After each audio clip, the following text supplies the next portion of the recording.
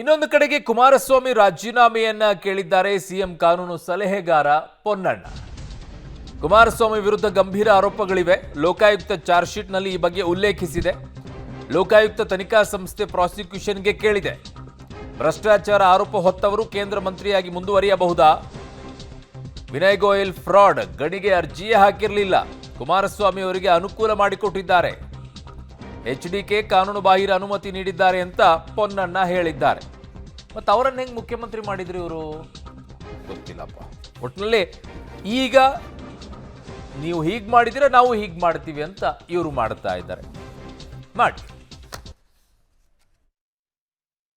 ಹೇಳಿದ್ರು ನನ್ನ ವಿರುದ್ಧ ಕೇಸು ಸುಪ್ರೀಂನಲ್ಲಿ ಐತೆ, ಇವ್ರು ಯಾಕೆ ಸುಪ್ರೀಂ ಕೋರ್ಟ್ಗೆ ಹೋಗಿಲ್ಲ, ಪ್ರಾಸಿಕ್ಯೂಷನ್ ಯಾಕೆ ಕೇಳ್ತಾ ಇದ್ದಾರೆ?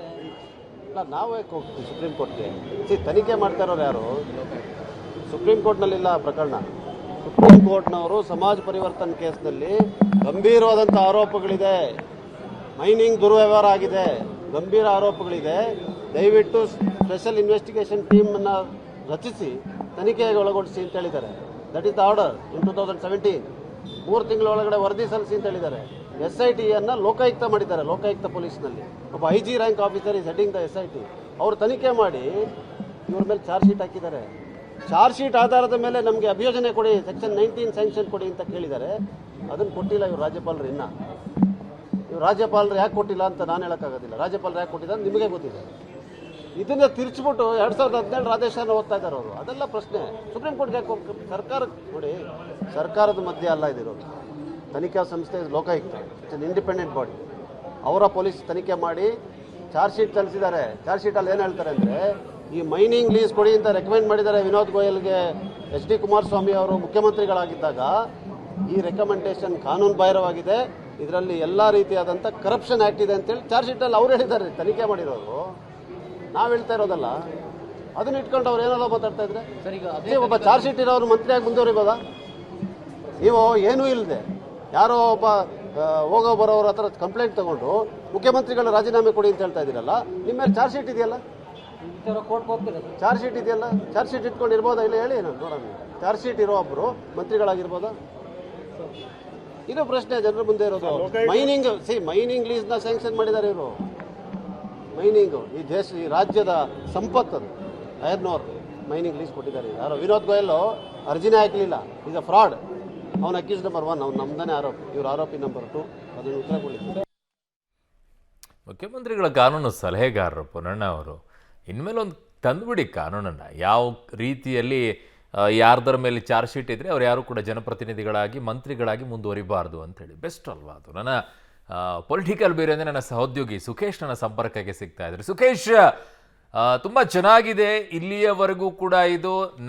ನೀವು ಬಾಯಿ ಅಂದ್ಕೊಂಡು ಸ್ವಲ್ಪ ಮೇಲ್ನೋಟಕ್ಕೆ ರಾಜಕೀಯ ಹೇಳಿಕೆಗಳನ್ನು ಕೊಡ್ತಾ ಹೋಗ್ತಾ ಇದ್ದಂಥವ್ರು ಈಗ ಅಪನ ದುಶ್ಮನ್ ಅನ್ನೋ ರೀತಿಯಲ್ಲಿ ಬಂದು ತಲುಪಿಬಿಟ್ಟಿದ್ದಾರಾ ಅಂತ? ಒಂದು ಸ್ಪಷ್ಟ ಅರುಣ್, ಯಾಕಂದರೆ ಮೊದಲಿಂದಲೂ ಕೂಡ ಯಾವಾಗ ಮುಖ್ಯಮಂತ್ರಿಗಳ ವಿರುದ್ಧ ಆರೋಪ ಮಾಡಲಿಕ್ಕೆ ಶುರು ಮಾಡಿದ್ರು, ಮೋಡ ವಿಚಾರ, ಮತ್ತೊಂದು ಕಡೆ ವಾಲ್ಮೀಕಿ ಅಭಿವೃದ್ಧಿ ನಿಗಮದ ವಿಚಾರದಲ್ಲಿ ED ಎಂಟ್ರಿ ಆಗ್ತದೆ ಅನ್ನೋಂಥ ವಿಚಾರ, ಅಲ್ಲಿ ಹೊಸ ತಿರುವನ್ನು ಪಡೆದುಕೊಂಡಂತೆ ಕಾಣಿಸ್ತಾ ಇದೆ. ರಾಜ್ಯ ರಾಜಕಾರಣದಲ್ಲಿ ತೆರೆಮರೆಯ ಹೊಂದಾಣಿಕೆ ರಾಜಕಾರಣದ ಮಧ್ಯದಲ್ಲೂ ಕೂಡ ಎಲ್ಲ ಒಂದು ಕಡೆ ಒಂದಷ್ಟು ಪರಸ್ಪರ ವಿರುದ್ಧವಾಗಿ ನಾವು ಕೌಂಟರ್ಗಳನ್ನ ಮಾಡಬೇಕು ಅನ್ನುವಂಥ ಅನಿವಾರ್ಯತೆಗೆ ಎರಡೂ ಬಣದಲ್ಲಿ ಸಿಕ್ಕಂತೆ ಕಾಣಿಸ್ತಾ ಇದೆ. ಹಾಗಾಗಿ BJP ನಾಯಕರ ನಡೆಯೂ ಅದೇ ರೀತಿ ಇದೆ, ಕಾಂಗ್ರೆಸ್ ಸರ್ಕಾರವಾಗಿರುವಂಥ ಕಾಂಗ್ರೆಸ್ ನಡೆಯೂ ಕೂಡ ಅದೇ ರೀತಿಯಲ್ಲಿ ಇದ್ದಂತೆ ಕಾಣಿಸ್ತಾ ಇದೆ. ಹಾಗಾಗಿ ಏನು ಮುಖ್ಯಮಂತ್ರಿಗಳ ವಿಚಾರದಲ್ಲಿ ಪ್ರಾಸಿಕ್ಯೂಷನ್ಗೆ ಅನುಮತಿ ಕೊಟ್ಟ ನಂತರದಲ್ಲಿ ಹಳೆ ವಿಚಾರಗಳನ್ನು ಕೆದಕೋದ್ರಲ್ಲೂ ಕೂಡ ಕಾಂಗ್ರೆಸ್ ನಾಯಕರುಗಳು ಕೂಡ ಅಷ್ಟೇ ಬ್ಯುಸಿ ಇದ್ದಂತೆ ಕಾಣಿಸ್ತಾ ಇದೆ. ವಿಶೇಷವಾಗಿ ಕುಮಾರಸ್ವಾಮಿ ಅವರ ಪ್ರಕರಣದಲ್ಲಿ ಗವರ್ನರ್ ಅವರೇ ಒಂದಷ್ಟು ಆರೋಪಗಳನ್ನ ಎದುರಿಸಬೇಕಾಯಿತು. ಅಂದರೆ ಮುಖ್ಯಮಂತ್ರಿಗಳ ವಿರುದ್ಧ ಪ್ರಾಸಿಕ್ಯೂಷನ್ ಅನುಮತಿ ಕೊಟ್ಟವರು ಮಾಜಿ ಮುಖ್ಯಮಂತ್ರಿಗಳು ಮತ್ತು ಹಾಲಿ ಕೇಂದ್ರ ಸಚಿವರ ವಿರುದ್ಧ ಯಾಕೆ ಕೊಡಲಿಲ್ಲ ಅನ್ನುವಂಥ ಪ್ರಶ್ನೆ ಎತ್ತಿದ ನಂತರದಲ್ಲಿ ಹೆಚ್ಚಿನ ಮಾಹಿತಿಯನ್ನು ಗವರ್ನರ್ ಅವರು ಕೋರಿರುವಂಥದ್ದು ಈಗ ಲೋಕಾಯುಕ್ತದಿಂದ. ಆ ಮಾಹಿತಿಯ ಜೊತೆಗೆ ಈಗ ಏನು ಆಗಬೇಕಾಗಿತ್ತು ಅಥವಾ ಪ್ರಾಸಿಕ್ಯೂಷನ್ ಅನುಮತಿ ಕೊಡಬೇಕಾಗಿತ್ತು ಅನ್ನುವಂಥ ನೆನಪಿಸುವ ಕೆಲಸವನ್ನು ಲೋಕಾಯುಕ್ತ ಮಾಡಿದೆ. ಸಹಜವಾಗಿ ಸರ್ಕಾರವೂ ಕೂಡ ಒಂದಷ್ಟು ಒತ್ತಡಗಳನ್ನ ತಂದಿರಬಹುದು, ಅಥವಾ ಕಾಂಗ್ರೆಸ್ ನಾಯಕರು ಮಾಡಿದ ಆರೋಪ ಪ್ರತ್ಯಾರೋಪ ಆ ಒಂದು ಪ್ರಕರಣವನ್ನು ಮತ್ತೆ ಮುನ್ನೆಲೆಗೆ ತಂದಂತೆ ಕಾಣಿಸ್ತಾ ಇದೆ. ಇಲ್ಲಿ ಸರ್ಕಾರವೂ ಎಷ್ಟು ಗಟ್ಟಿಯಾಗಿ ತಮ್ಮ ವಿರೋಧಿ ಬಣದ ವಿರುದ್ಧ ಅಸ್ತ್ರಗಳನ್ನ ಬಳಸುತ್ತೆ ಅನ್ನೋದು ಪ್ರಮುಖವಾಗುತ್ತೆ. ಗವರ್ನರ್ ಕೂಡ ಅಷ್ಟೇ ಟ್ರಾನ್ಸ್ಪರೆಂಟ್ ಆಗಿ ನಡ್ಕೊಳ್ತಾರೆ ಇನ್ನು ಮುಂದಿನ ಹಂತದಲ್ಲಿ ಕುಮಾರಸ್ವಾಮಿ ಅವರ ಕೇಸ್ನ ವಿಚಾರದಲ್ಲಿ ಅನ್ನುವಂಥದ್ದು ಕೂಡ ಪ್ರಶ್ನೆ ಆಗುತ್ತೆ.